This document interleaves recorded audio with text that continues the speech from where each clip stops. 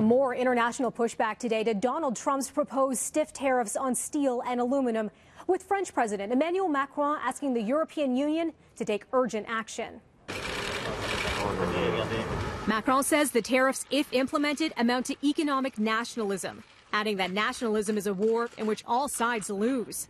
Macron speaking alongside Quebec's premier. Ce sont les consommateurs américains, ce sont les industriels américains qui vont payer. Philippe Couillard says it's American consumers and industries who will be the ones to largely pay for this kind of policy. Canada, the European Union, and China among those threatening to retaliate if Trump does go ahead with a 25% tariff on steel and 10% on aluminum.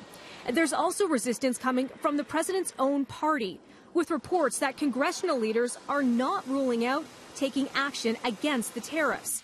And tough talk is coming from Paul Ryan, with a statement coming from the spokesperson for the Republican House Speaker that says we are extremely worried about the consequences of a trade war and are urging the White House to not advance with this plan. The new tax reform law has boosted the economy, and we certainly don't want to jeopardize those gains.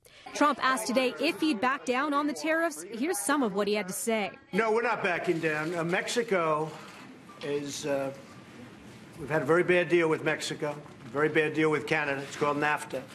Our factories have left our country, our jobs have left our country for many years. NAFTA has been a disaster.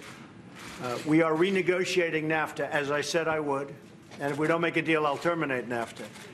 But if I do make a deal, which is fair to the workers and to the American people, that would be, I would imagine, one of the points that we'll negotiate. It will be tariffs on steel for Canada and for Mexico.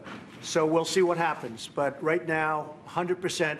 Trump's comments coming as he hosts Israeli Prime Minister Benjamin Netanyahu at the White House. Thank you. Thank you. Thank you. Netanyahu is facing scandals back at home. He's under investigation for alleged corruption.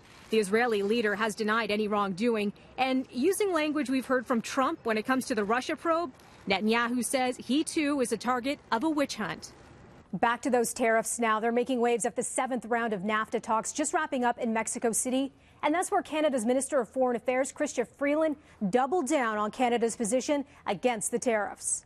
Last week, I issued a statement about the U.S. government's pending announcement on steel and aluminum imports.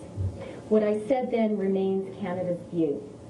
As a key NORAD and NATO ally, and as the #1 customer of American steel, Canada would view any trade restrictions on Canadian steel and aluminum as absolutely unacceptable. Still plenty of NAFTA negotiations on the way. The next round of talks headed to Washington.